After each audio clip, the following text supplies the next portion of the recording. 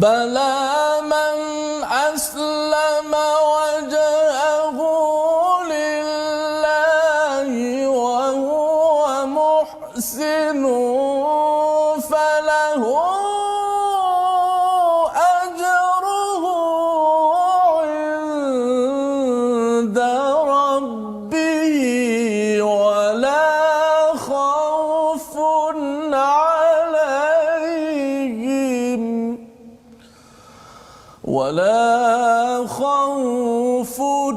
عليهم ولا هم يحزنون.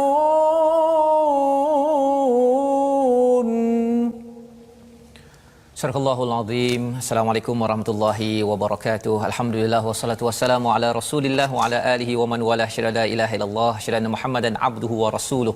Allahumma salli ala sayidina Muhammad wa ala alihi wa sahbihi ajma'in. Amma ba'd. Apa khabar tuan-tuan puan-puan yang dirahmati Allah sekalian? Kita memanjatkan kesyukuran kepada Allah Subhanahu wa taala peluang kita bertemu pada hari ini My Quran Time. Baca, faham, amal bersama kita pada hari ini Ustaz Tirmizi. Apa khabar Ustaz? Baik, alhamdulillah. Alhamdulillah Ustaz ya. Masya-Allah. Kita bertemu dengan tuan-tuan pada hari ini. Moga-moga tuan-tuan yang berada di rumah berada dalam keadaan ceria gembira. Kita ingin mendapat lebih banyak lagi hadiah daripada Allah Subhanahu Wa Taala. Bila kita dapat hadiah, kita akan rasa belum lagi dapat dah rasa gembira. Bila kita dapat hadiah ini, kita akan buka hadiahnya satu persatu daripada halaman 17 pada hari ini, di mana kita akan sama-sama melihat menyambung kepada pelajaran kita, apakah mesej yang Allah ingin sampaikan kepada kita. Jom kita buka mushaf, sama-sama kita mulakan dengan Ummul Quran Al-Fatihah. Ustaz. A'udzu billahi minasy syaithanir rajim. بسم الله الرحمن الرحيم الحمد لله رب العالمين الرحمن الرحيم مالك يوم الدين إياك نعبد وإياك نستعين اهدنا الصراط المستقيم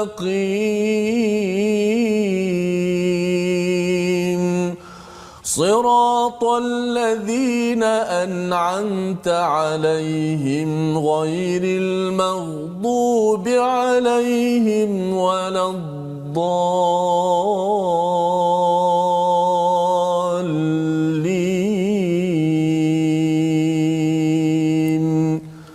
آمين. Amin ya rabbal alamin. Terima kasih ucapkan pada Ustaz Tirmizi ya membacakan surah Al-Fatihah, ya, memimpin tuan-tuan yang berada di rumah, di mana surah Al-Fatihah ini adalah Ummul Quran, untuk kita mengingatkan kepada kita memohon hidayah daripada Allah Subhanahu Wa Taala, dan hidayah itu ada kaitan dengan hadiah yang telah kita pelajari ya. Bila kita dapat hadiah ini kita suka sangat, belum lagi dapat ya. Bila kita dapat itu, kita bukan sekadar kita simpan, tetapi kita akan buka, kita akan ingat hadiah ini daripada siapa, dan inilah hidayah yang kita mohon Allah berikan kepada kita peluang pada hari ini ya. Bila kita baca ihdinas siratal mustaqim, tunjukkanlah kami hidayah, itu maksudnya kita minta hadiah banyak-banyak daripada Allah, paling kurang 17 kali sehari, dan kita tidak mahu jadi orang-orang yang dimurkai ya. Orang dimurkai ni ustaznya, sebenarnya dia dapat hadiah, dia tak rasa itu nikmat ya.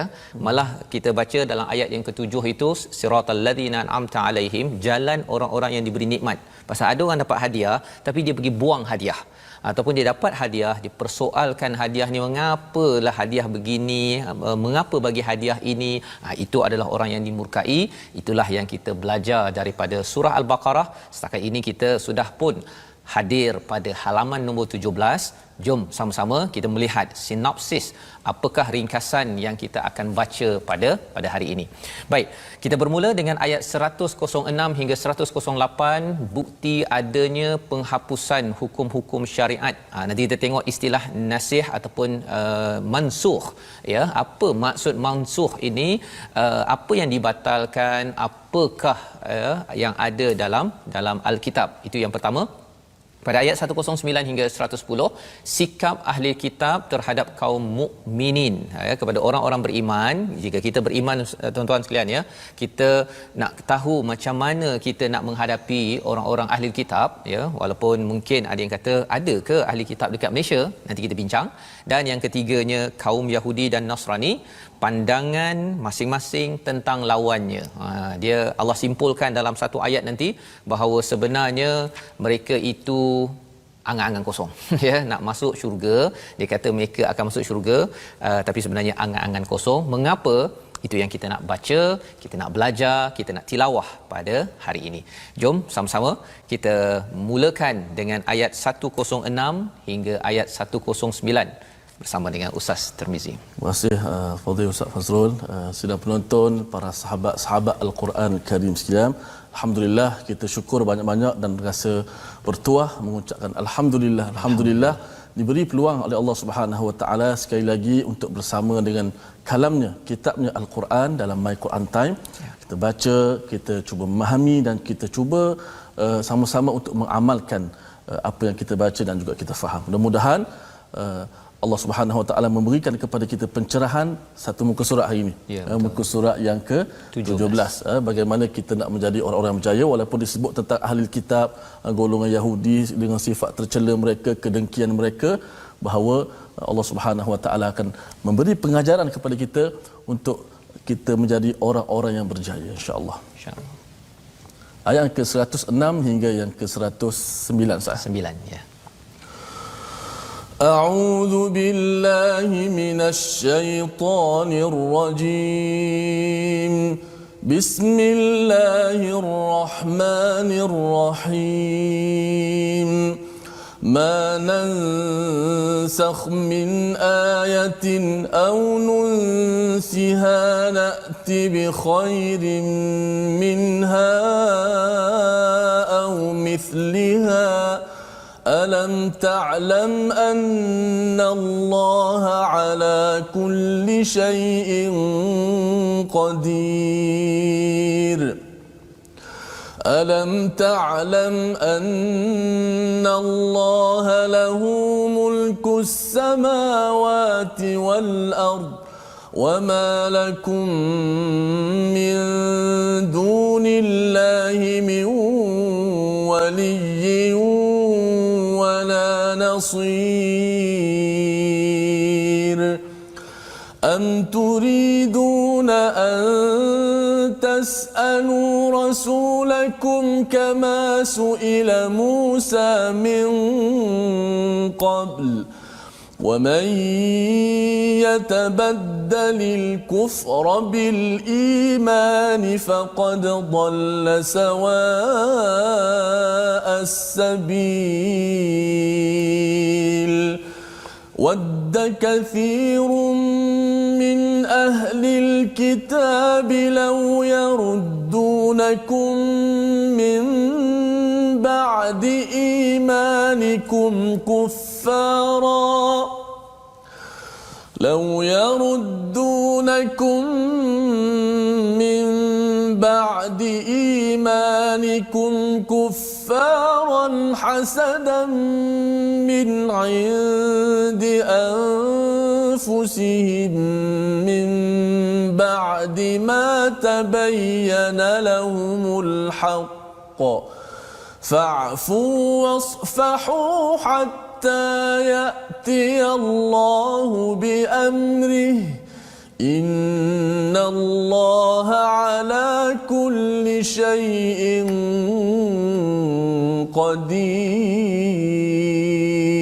قدير صدق الله العظيم. Surah Al-Allahul Azim ayat 106 hingga 109 Ustaznya yang kita baca sebentar tadi, tuan-tuan, menyambung kepada halaman ke-16.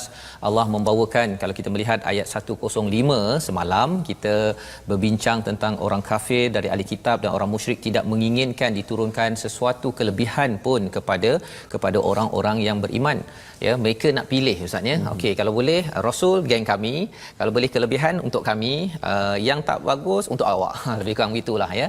Tapi sebenarnya Allah kata Allah boleh bagi siapa-siapa sahaja rahmat yang Allah nak berikan, pasal kurniaan Allah itu adalah hebat dan Allah berkuasa. Ya, Allah berkuasa. Jadi pada ayat 106, ayat yang kami batalkan atau kami hilangkan dari ingatan, maksudnya kami tidak nyatakan, pasti kami ganti dengan yang lebih baik atau yang sebanding dengannya. Pasal orang-orang Yahudi, mereka Bani Israel ini mempersoalkan Ustaz ya, bahawa mengapa ada syariat pada zaman Nabi Musa, Bani Israel itu dibatalkan kan, ataupun tak ada lagi ya, ataupun dikurangkan ya. Contohnya dari segi hukum makanan dalam Yahudi, mereka itu amat strict ya, tetapi bila masuk kepada agama Islam dalam al-Quran tidak setegas macam Bani Israel. Contohlah ya, selain daripada cara bertaubat, macam-macam yang kita akan belajar lagi pada halaman yang akan datang. Maka Allah kata apa sahaja yang Allah gantikan ataupun yang Allah bawakan itu adalah lebih baik ataupun sama. Ada yang sama, maksudnya kalau dalam Taurat ada surah solat, dalam Quran ada solat, dalam Taurat ada zakat, di dalam Al-Quran pun ada zakat, sama. Tetapi ada yang lebih baik yang Allah berikan ya, dan Allah hujungkan, itu yang pentingnya, alam ta'lam annallaha ala kulli syai'in qadir. Tak tahu ke bahawa Allah ini amat berkuasa? Maksudnya nak ceritanya ialah siapa yang berkuasa sekarang ni? Kan mereka mempersoalkan Allah memberikan peraturan-peraturan yang sesuai ataupun lebih baik. Allah highlightkan Allah ini yang berkuasa. Itu yang pertama, ayat 106.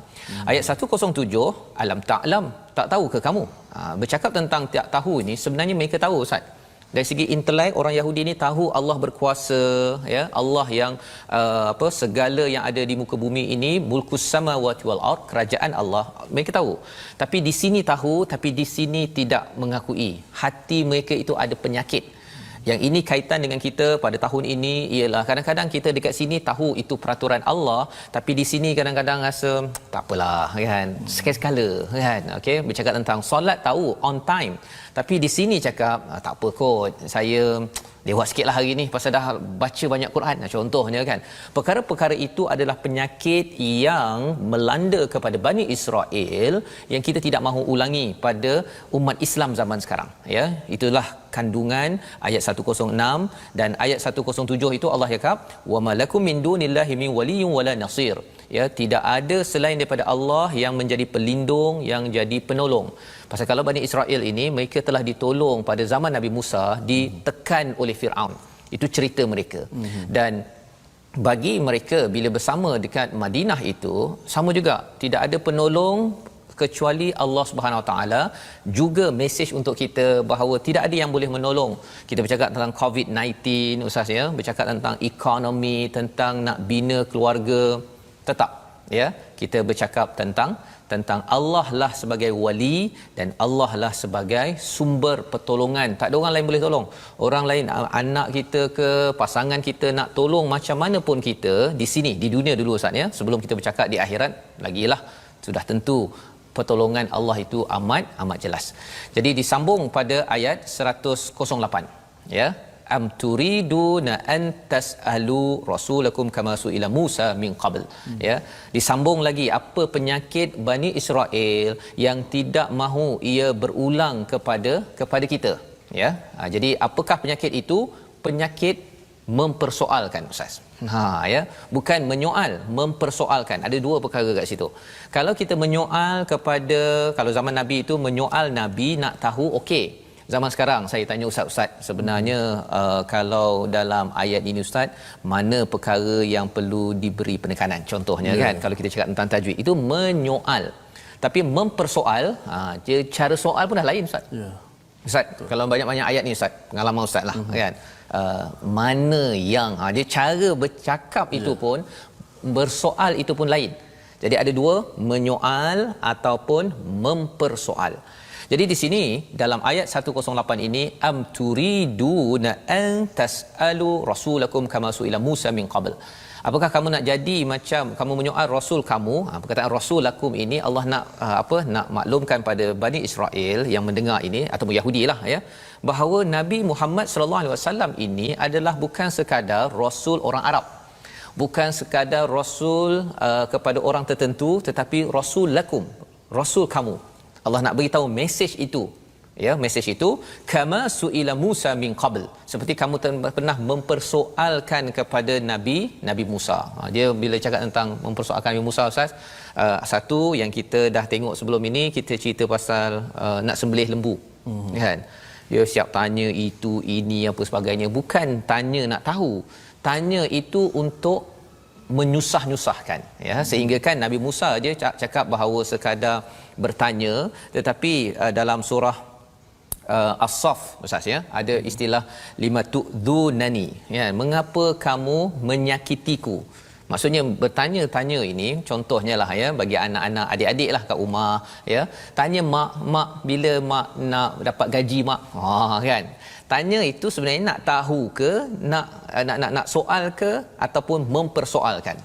Ya, kalau tanya nak tahu, untuk apa tanya soalan itu? Kalau ada manfaat, okey.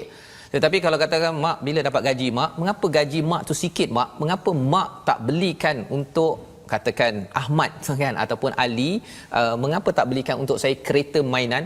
Itu bukannya menyoal, itu mempersoalkan. Dan itu bukanlah akhlak yang Allah beritahu dekat sini.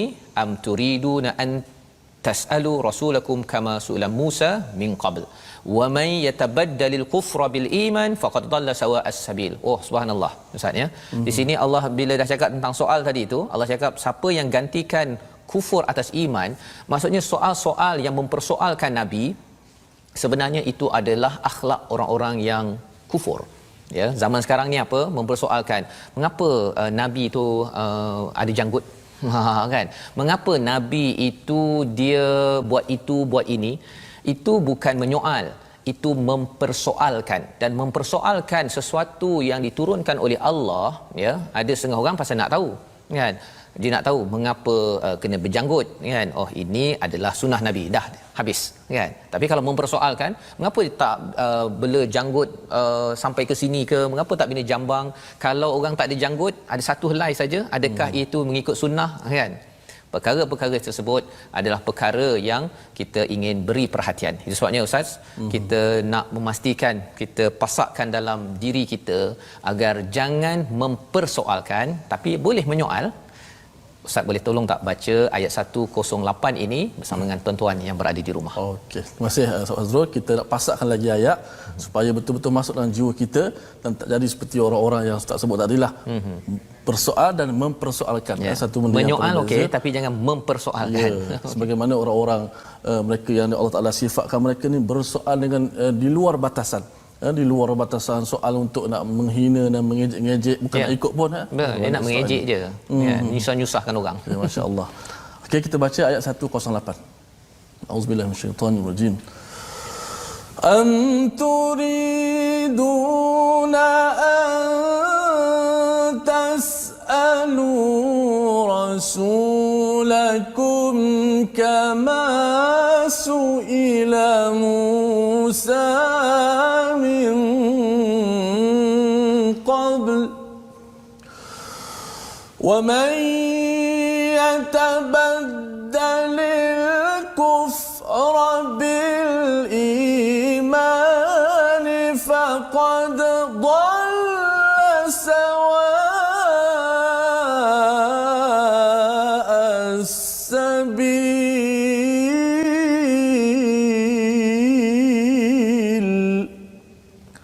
Surahul Azim ayat 108. Atau kamu hendak meminta kepada rasulmu seperti halnya Musa diminta, disoal, ya, barang siapa mengganti keimanan dengan kekafiran maka sesungguhnya dia telah sesat dari jalan yang lurus. Jadi bercakap tentang iman ini bukan sekadar iman di sini, tapi dia dijelmakan dalam perkataan kita, dalam perbuatan kita. Salah satunya jangan mempersoalkan. Menyoal okey, tapi jangan mempersoalkan. Dalam rumah tangga, Ustaz, ya, kadang-kadang mempersoalkan, kan? Suami mempersoalkan isteri, isteri mempersoalkan suami. Berbeza dengan menyoal. Kalau mempersoalkan, contohnya, abang mengapalah abang ni asyik pergi ke masjid je, itu mempersoalkan. Tapi kalau menyoal, abang nak pergi masjid pukul berapa? Nanti saya kejut. Itu okey, ya. Pasal itu adalah untuk menolong lebih banyak kebaikan, tetapi mempersoalkan kerana ada elemen mengejek, menghina ataupun tidak percaya, ya. Perkara-perkara itulah yang kita perlu jaga. Allah cakap bahawa faqad dhalla sawa'as sabil, ini adalah jalan yang buruk, ya, jalan yang buruk. Kerana apa?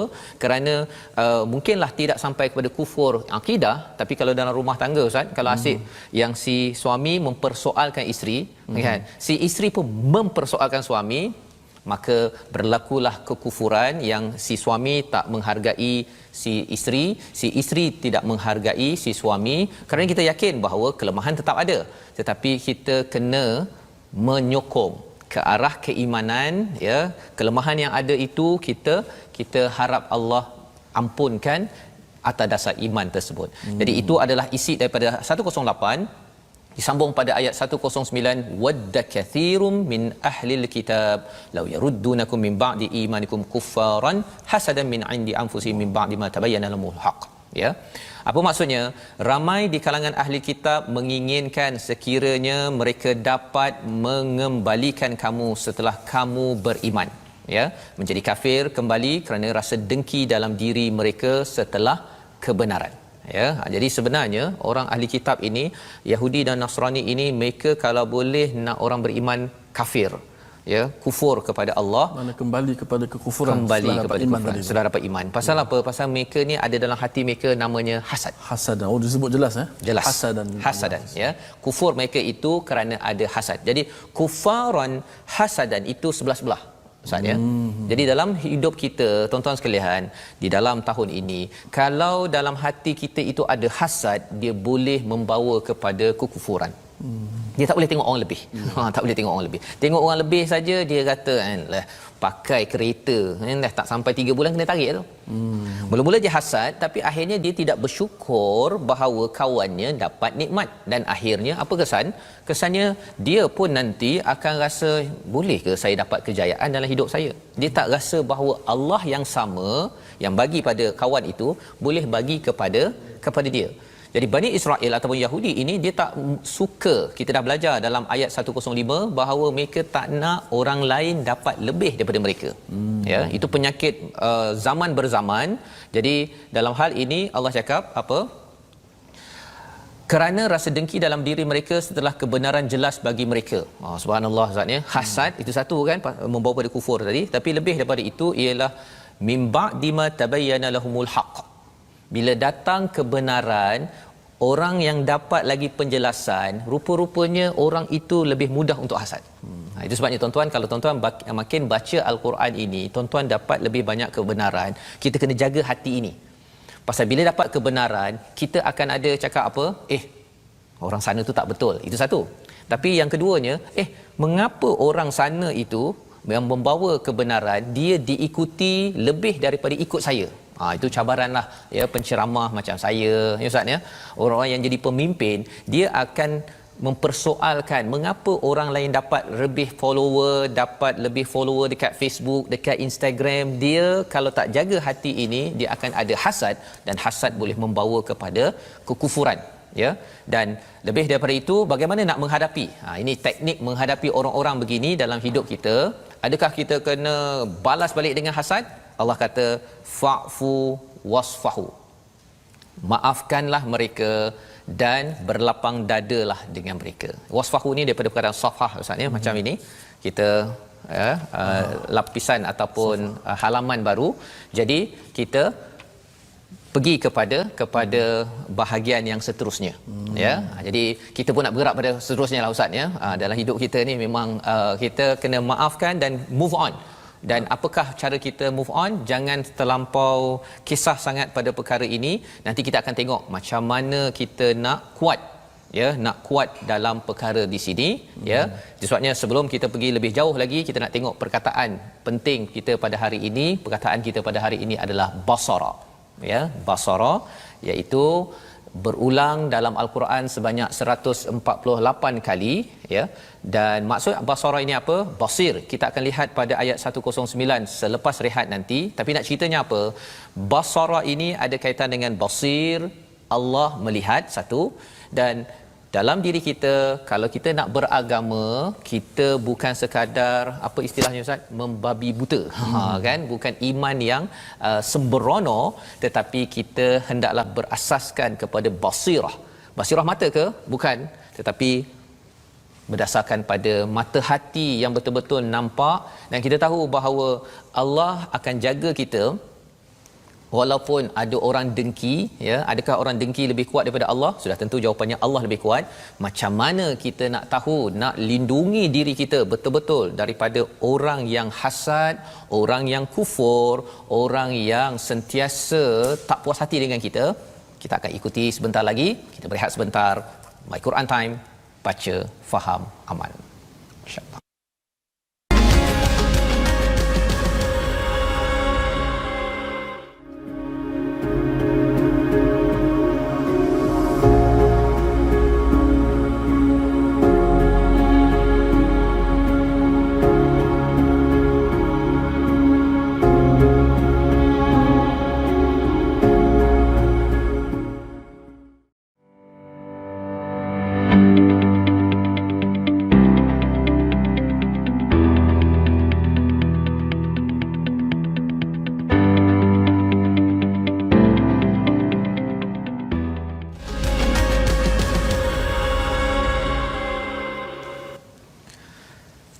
Kembali kita dalam My Quran Time, baca, faham, amal, Ustaz, ya. Alhamdulillah kita menyambung balik agar kita, dan menarik apa yang kita bincangkan sebentar tadi, ya, tentang peristiwa Bani Israel ini.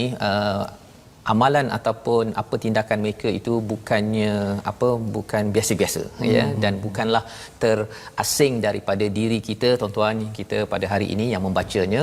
Ia amat dekat, dan inilah betapa Allah amat sayang kepada kita. Allah tidak mahu nikmat yang Allah berikan, hadiah Allah berikan ini, Ustaz, ya, diberikan pada kita, tetapi kita buang dan digantikan dengan orang lain. Jadi insya-Allah kita akan menyambung, tapi sebelum itu kita nak melihat tajwid kita pada hari ini. Silakan. Terima kasih Fadil Ustaz Fazrul. Baiklah, untuk segmen tajwid kita mengambil masa sedikit untuk mempelajari ilmu tajwid, dan hari ini kita masih lagi membicarakan tentang kesalahan baca Al-Quran yang mana terbagi pada dua.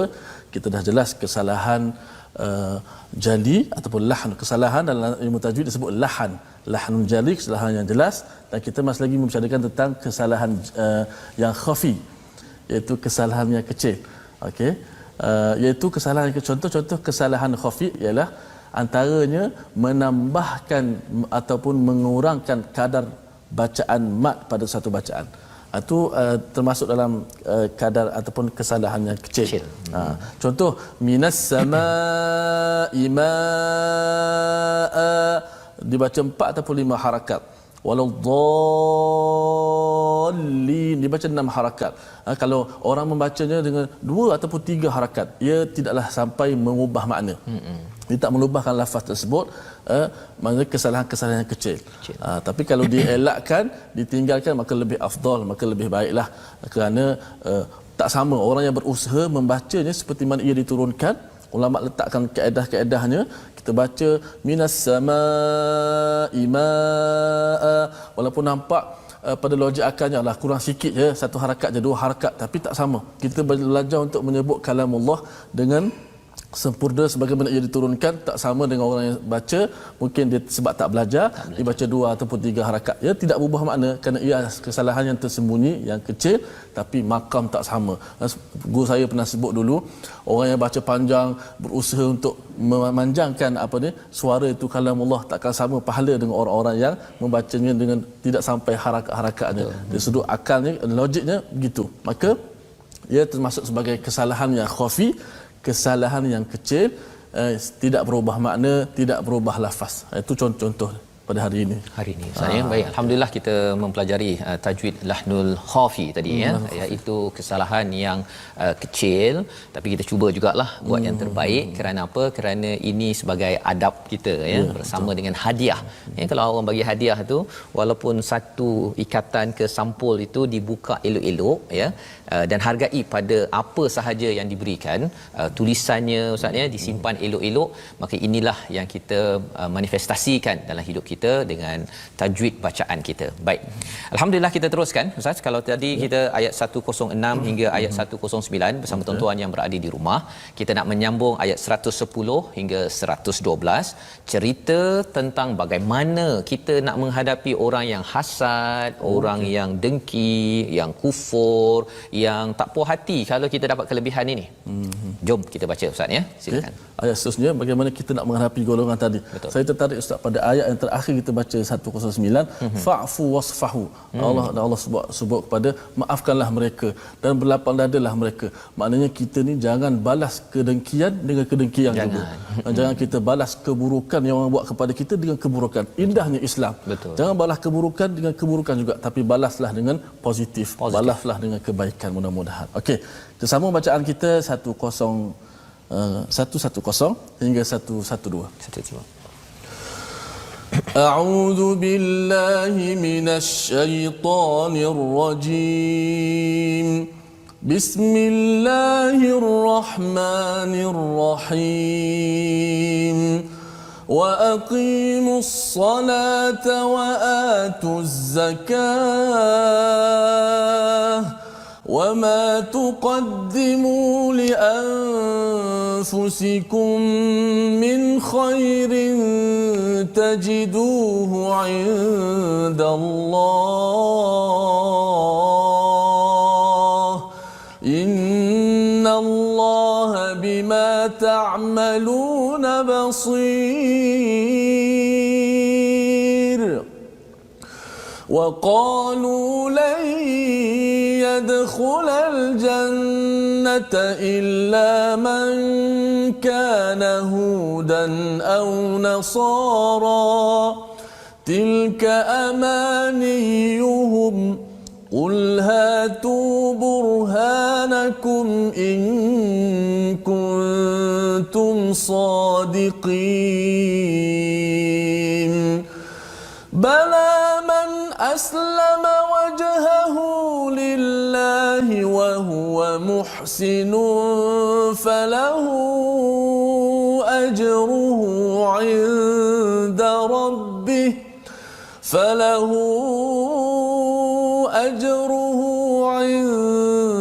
ربه ولا خوف عليهم ولا هم يحزنون صدق الله العظيم. Surah Al-Allahul Azim, ini ayat 110 sahaja sehingga ayat yang ke-112. Ini adalah jawapan Allah. Allah berikan, pasal kita mungkin akan bimbang ya, mereka ni akan buat konspirasi teori ya, mereka akan mewujudkan itu ini, akan merosakkan dunia, dan memang pun ada idea-idea ini yang tersebar di kalangan umat Islam bahawa Bani Israel ini zaman sekarang pun dia akan buat itu ini apa sebagainya kerana ada hasad, kufar, dan mereka tak puas hati dengan orang-orang yang beriman. Ini pernah berlaku pada zaman Nabi dan juga dia berlaku pada zaman ini. Allah bawakan kepada kita apakah ubatnya ya, agar kita terlindung, agar kita ini don't worry. Okey. So apakah yang perlu kita buat? Wa aqimus solah. Dirikanlah salat, wa atuz zakah, dan tunaikan zakat, wa ma tuqaddimu li anfusikum min khairin tajiduhu indallah ya. Untuk Bani Israel ini mereka pun ada wa aqimus solah wa atuz zakah dalam Taurat mereka ya. Dalam kita bercakap tentang mereka ini hasad dan sebagainya, kita fokus kepada apa? Buat baik dengan Allah, namanya solat. Dan buat baik sesama manusia, namanya apa? Zakat. Zakat, infak sebagainya. Diwakilkan oleh zakat. Maksudnya salah satu daripada infak yang wajib iaitu zakat. Kalau dua perkara ini kita buat, kita akan membina hubungan dengan Allah yang amat bagus, dan kemudian kita bina hubungan pembersihan harta kita yang amat bagus. Ini Allah nyatakan apa? Ini tuqaddimu li anfusikum. Ini adalah sesuatu yang kamu persembahkan. Maksudnya dia sebagai satu istilahnya apa, seperti kalau kita ada duit tu kita simpan dalam bank, maka solat dan zakat ini kita sebenarnya simpan dalam akaun di mana kita akan pasti dapat tajiduhu indallah, akan dapat kebaikan, khairin min khairin tajiduhu indallah, confirm dapat. Simpan duit di dunia ini Ustaz, kadang-kadang kalau masuk saham ke apa ke, mungkin untung mungkin rugi, tetapi bila kita bercakap tentang solat, kita ambil masa untuk dirikan solat, ambil harta kita, kita tunaikan zakat. Tak ada zakat, kita cuba usahakan agar satu hari nanti kita bayar zakat harta, zakat perniagaan dan sebagainya. Bila kita fokus perkara ini, Allah akan bantu kita. Tidak mungkin orang-orang yang Bani Israel tadi ataupun orang yang dengki di sekitar kita, ya, kalau tuan-tuan katakanlah di pejabat ada orang dengki pasal saya akan naik pangkat ke apa ke, teruskan membina hubungan dengan Allah, hubungan dengan manusia. Maksudnya kalau kita buat perkara ini, insya-Allah Allah akan beri ganjaran, innallaha bima ta'maluna basir. Perkataan yang kita dah belajar tadi, sesungguhnya Allah memerhati apa? Allah tak perhatikan pada orang yang hasad, Allah perhatikan kita. Dan kalau ayah nampak anaknya depan mata kena buli, Ustaz, ya, kena buli, anaknya kena buli depan mata, adakah ayah yang kasih sayang, yang amat prihatin akan biarkan? Tidak, dia mesti buat sesuatu kan. Malah ini lebih daripada itu, Allah Subhanahu Wa Taala, Allah nampak kita. Kalau kita memang bersungguh-sungguh fokus solat dan juga zakat, tolong manusia, Allah tak akan biarkan kita. Allah akan jaga kita, Allah akan lindungi kita, dan Allah akan beri ganjaran yang amat besar. Itu disambung pada ayat 111, waqalu, kembali balik, ya, kembali balik iaitu apa? Mereka berkata, siapa berkata? Orang Yahudi dan Nasrani cakap tidak mungkin masuk syurga kecuali orang Yahudi. Dia cakap orang Yahudi masuk syurga ataupun Nasrani. Ya, dia ada ayat lain nanti kita jumpa bahawa sebenarnya yang Yahudi cakap Yahudi yang dapat, dan Nasrani cakap dia yang dapat. Apa sebenarnya yang boleh kita belajar kat sini? Sebenarnya Allah cakap tilka amaniyuhum. Kita dah belajar sebelum ini, iaitu ini adalah angan-angan kosong semata-mata, cakap kosong.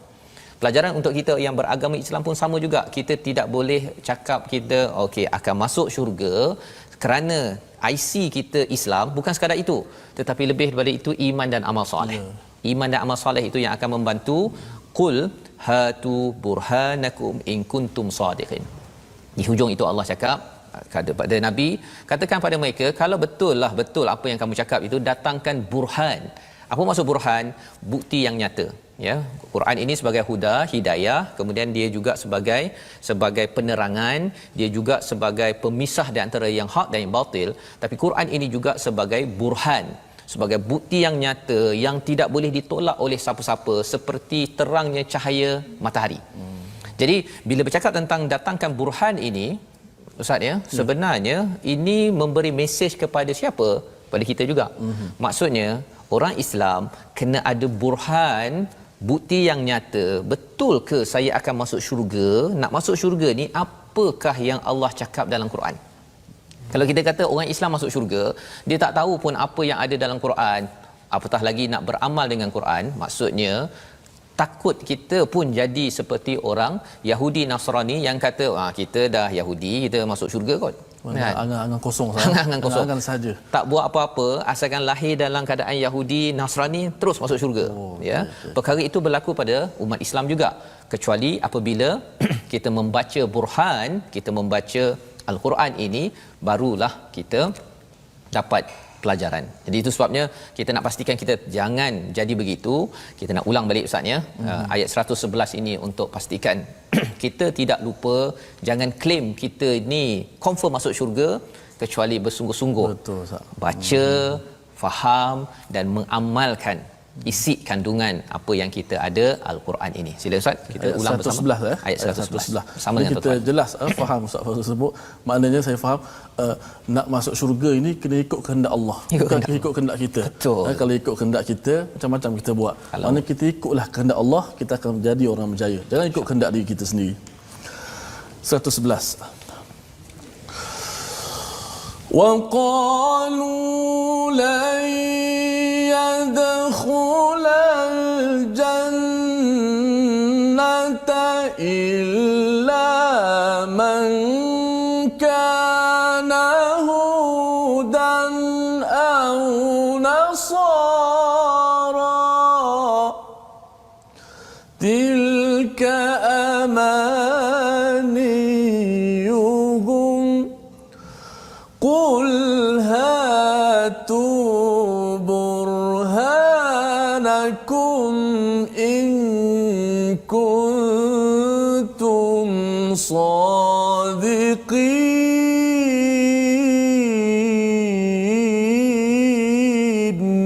صدق الله العظيم.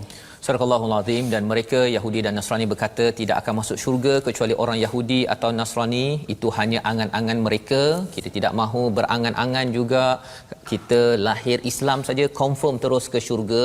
Nanti kita cakap kamu ni tak masuk syurga tapi perangai lebih kurang sama, tidak mungkin. Ya, tidak mungkin. Apatah lagi Yahudi Nasrani ini melakukan kufar, melakukan kufur, melakukan hasad. Tetapi Allah cakap apa? Diajarkan pada Nabi, katakanlah, ya, tunjukkan bukti kebenaranmu jika kamu orang-orang yang benar. Jadi bila Nabi diseru begitu, Nabi kena hadir dengan burhan, dengan bukti yang nyata. Jadi bila bukti yang nyata, nanti orang Yahudi Nasrani akan tanya kepada Nabi, kepada orang beriman pada zaman Nabi. Pada zaman ini kalau kita dah cakap begini, datangkan bukti, kita kena fahamlah bukti, Ustaz. Ya. Nanti orang Yahudi Nasrani buat website macam-macam, tulis itu ini, lepas tu kita kata orang Yahudi ni memang sesat dan dia ni nak mempersoalkan Quran, nak apa sebagainya. Lepas tu kita kata mereka sesat.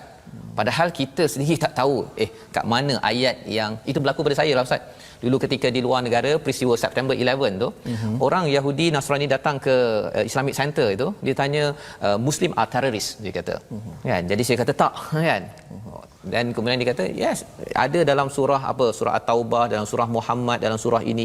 Dia datangkan bukti.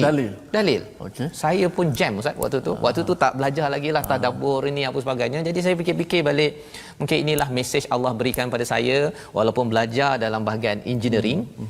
Kena ambil juga bahasa Arab, ya.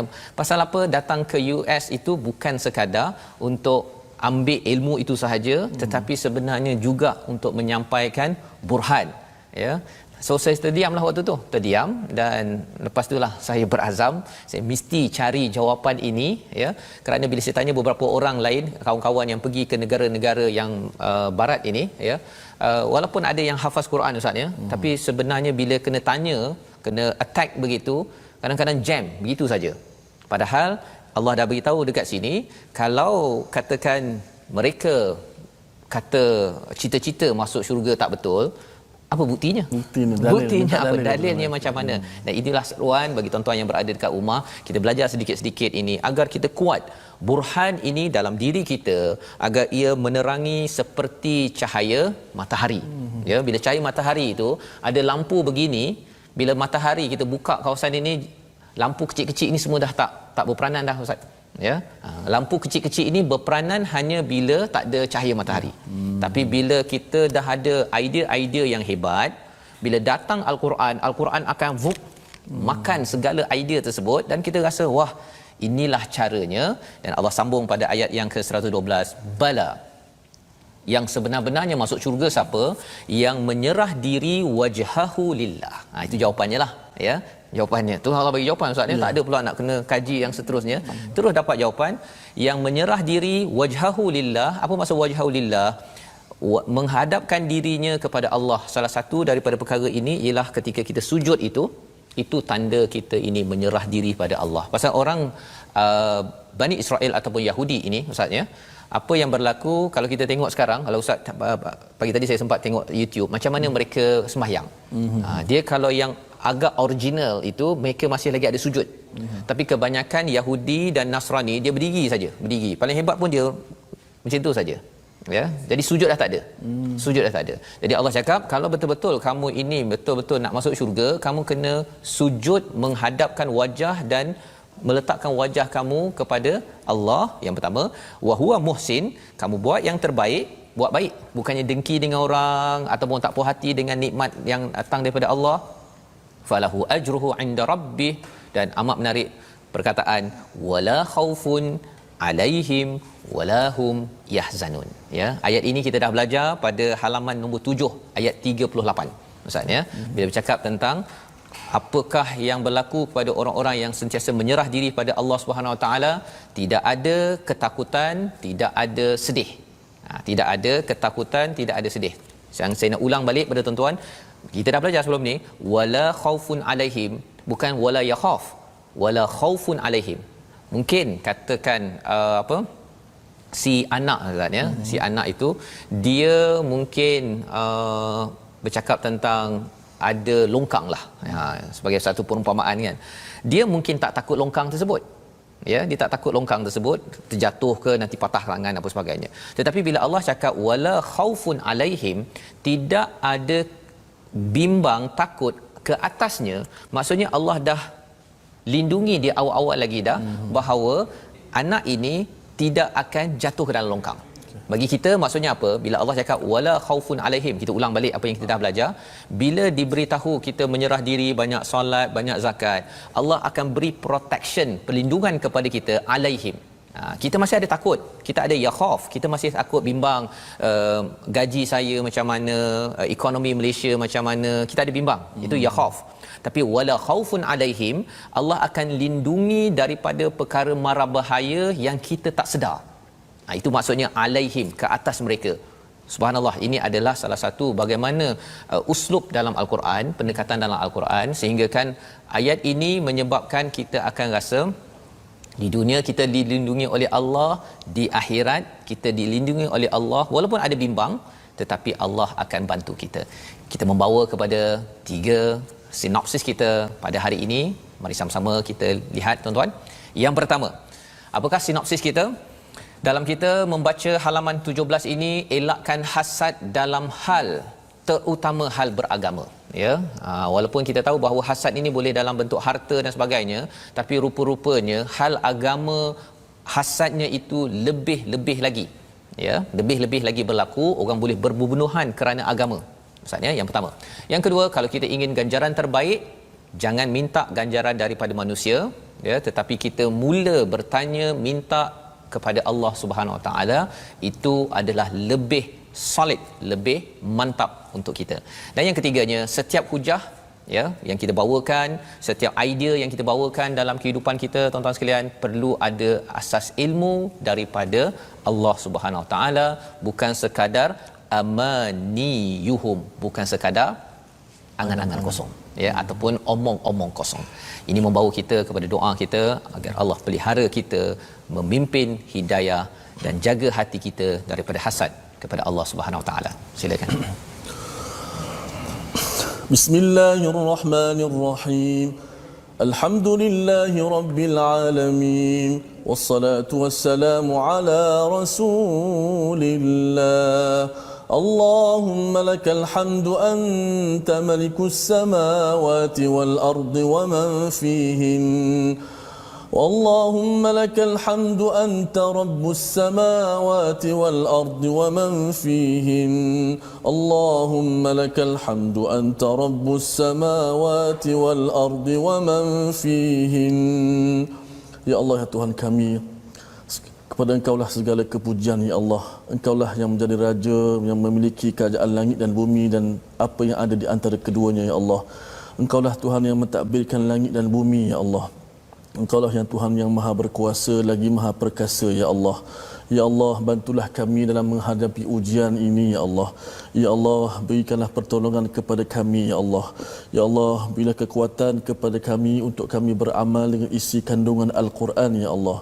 Ya Allah, jauhkanlah kepada kami kekufuran ya Allah. Ya Allah, jadikanlah kekufuran sebagai perkara yang paling kami benci dalam hati kami ini ya Allah. Ya Allah, jadikanlah kekufuran sebagai perkara yang paling kami benci dalam hati kami ya Allah. Ya Allah, berikanlah hidayah kepada kami ya Allah.